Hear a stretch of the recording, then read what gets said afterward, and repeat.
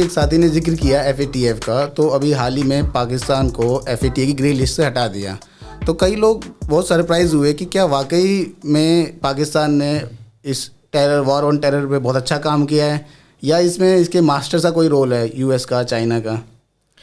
पाकिस्तान ने टेररिज्म से रिलेटेड कोई काम नहीं किया है, इन्होंने जीरो काम किया है बिल्कुल। मसूद अजहर हो गया या फिर ये लश्कर तैयबा के टॉप लीडर हो गए, या हिजबुल मुजाहिदीन हो गया, सब ऐसे ही घूम रहे हैं पाकिस्तान में रिक्रूटमेंट करते हुए। पाकिस्तान की ये मेन इंडस्ट्री है जिहाद। सो इसमें कोई फ़र्क नहीं पड़ा है। जो फ़र्क पड़ा है वो ये हुआ है कि इंडिया ने रशिया का साथ देने की ज़रूरत करी है। That's why USA is again shifting to Pakistan for their strategic ends. उनको ऐसा लगता है they have to have a foothold in central Asia. So that's why वो पाकिस्तान की तरफ शिफ्ट कर रहे हैं दोबारा। और ये इंडिया ने बहुत इंडिपेंडेंट स्टेप लिया है। USA को इसकी उम्मीद नहीं थी, ना ही US की पब्लिक को उम्मीद थी, ना US मीडिया को उम्मीद थी। और इन्होंने इंडिया के खिलाफ एक मीडिया ब्लिट्स चलाने की पूरी कोशिश करी है, लेकिन वो चला नहीं पाए।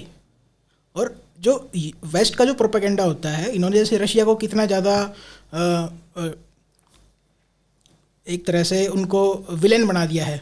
उन्होंने ऐसा बना दिया कि पुतिन से ख़राब आदमी तो हुआ ही नहीं आज तक, कि ऐसा मतलब इतना डिक्टेटर या फिर इतना ईवल कोई पर्सन हुआ ही नहीं। ये प्रोपेगेंडा ये रशिया और चाइना के खिलाफ तो चला सकते हैं, इंडिया के खिलाफ नहीं चला सकते। इसका मेन रीज़न है कि we speak the same language. Chinese बोलते हैं, रशियंस बोलते हैं, हम हिंदी इंग्लिश दोनों बोलते हैं। So we can tackle their propaganda. Right.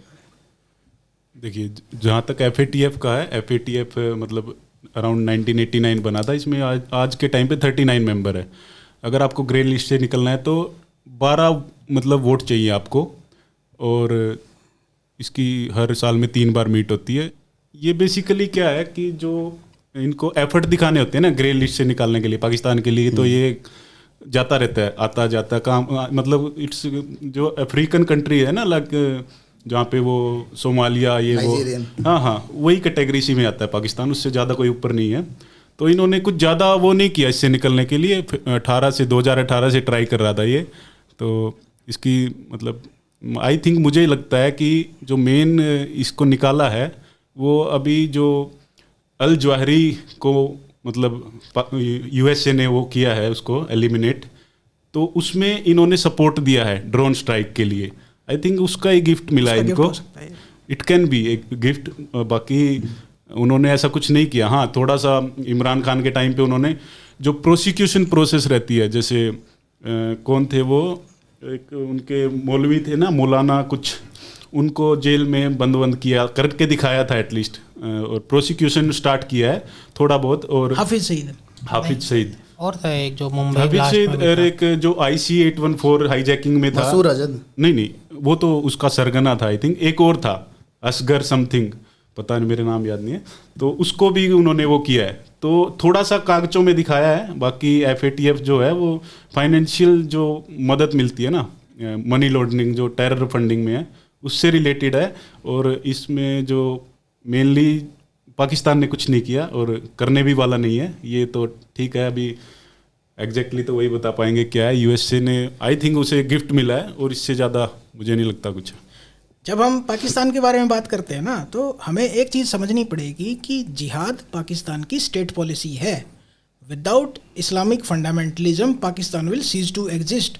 उनमें बलोच में, सिंध देश वालों में, सिंधियों में, पख्तूनों में और पंजाबियों में और कोई सिमिलरिटी नहीं है इस्लाम को छोड़ के। So they will move toward extreme Islamic fundamentalism. ये जब तक जिहाद करेंगे, जब तक पूरा पाकिस्तान नष्ट नहीं हो जाता। तो एक चीज़ हम अक्सर देखते हैं कि इंडिया का एक एफर्ट रहता है कि UN सिक्योरिटी काउंसिल में वो लश्कर तैयबा या और जो आतंकी संगठन हैं उनके टॉप लीडर्स को वो टेररिस्ट डेजिग्नेट कर सके। तो इससे क्या अचीव होगा? क्या हम एयर स्ट्राइक करके ये अचीव नहीं कर सकते जो हम इंटरनेशनल फोरम पे करने के अचीव कर रहे हैं? बार बार चाइना इसको ब्लॉक कर देता है। देखिए, जो टेररिस्ट के लीडर बनते हैं, हाफिज सईद हो गया या मसूद अजहर हो गया, ये जो सरगना बनते हैं, it's a coveted position in their. हमें उनके एंगल से सोचना पड़ेगा। वहाँ पे वो सुपरस्टार हैं, वहाँ के वो शाहरुख खान हैं, वहाँ के रॉक स्टार हैं वो। सो जो एक नया टेररिस्ट जो पैदा होता है 17-18 साल का, उसका सपना है किसी दिन हाफिज सईद बनना। और जब इंडिया उनको ब्लैक लिस्ट करवाता है तो उनकी सारी संपत्तियां जब्त हो जाती हैं। जो दुबई में उन्होंने ये प्लॉट ले रखे होते हैं या बंगले ले रखे होते हैं, वो जब्त हो जाते हैं। तो एक जो छोटे टेररिस्ट की फैंटेसी होती है कि I will become a big terrorist someday, वो फैंटेसी की ऐसी तैसी हो जाती है। तो जो एक मोटिवेशन होता है टेररिस्ट के पास जिहाद करने का, दैट गेट्स इम्पैक्टेड। मतलब जन्नत में हुरों के बाद अब उनको दुबई में घूमना है और फ्लैट चाहिए दुबई में। हाँ। तो चाइना इसको बार बार ब्लॉक करता क्यों है? क्या मतलब इस इंटरनेशनल फोरम पे चाइना की क्या क्वेश्चन नहीं उठते कि आप क्यों ब्लॉक कर रहे हो उसको? लुक, चाइना में मीडिया ओपन नहीं है। चाइना सेंसर करता है अपनी न्यूज़ को। तो चाइनीज़ पब्लिक को कोई आइडिया नहीं है कि वर्ल्ड स्टेज पे चाइना क्या स्टेप लेता है। वहाँ पे जो कुछ इंटेलेक्चुअल्स हैं जो who can access VPN legally, only those people know. और फिर उनको भी फ़र्क नहीं पड़ता कि क्योंकि अभी क्या है कि चाइना को इसका फल मिलना स्टार्ट नहीं हुआ है एक तरह से। और जब ये फल मिलेगा तो इट कंसिस्टेंटली मिलेगा, वो कई दिन तक मार पड़ेगी इसकी। आई थिंक ऐसा भी लगता है कि जैसे चाइना क्यों करता है, आपने बोला चाइना क्यों करता है, एक तरह से चाइना की और दिस एक्सट्रीमिस्ट जो पाकिस्तान में बैठ के टेररिज्म फैलाना चाहते हैं इंडिया में। देखो, बॉर्डर इंडिया से भी लगता है और चाइना से भी।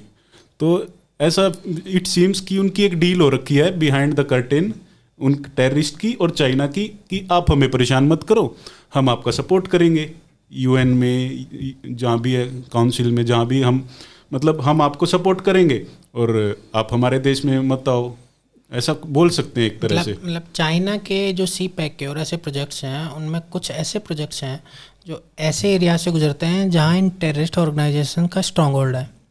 अगर चाइना इनको वहाँ डेजिग्नेशन से बचाता है तो चाइना के वो प्रोजेक्ट सिक्योर रहेंगे, जो कि चाइना ईजिली कर सकता है और उसके लिए कोई कॉस्ट भी नहीं है।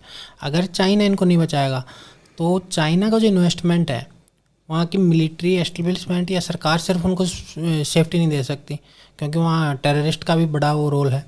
जैसे बलूच चाइना के अगेंस्ट हैं तो उनके लोगों को मारते रहते हैं।